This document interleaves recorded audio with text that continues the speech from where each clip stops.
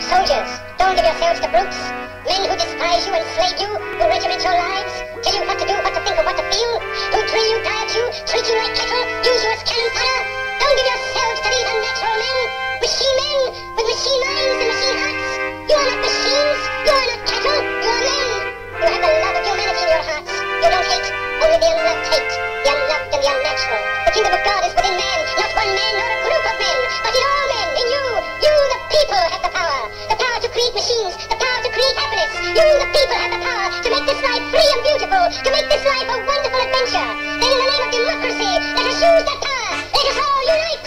Let us fight for a new world, a decent world, that will give men a chance to work, that will give you the future and old age a security. By the promise of these things, brutes have risen to power, but they lie. They do not fulfill that promise. They never will. Dictators free themselves, but they enslave the people.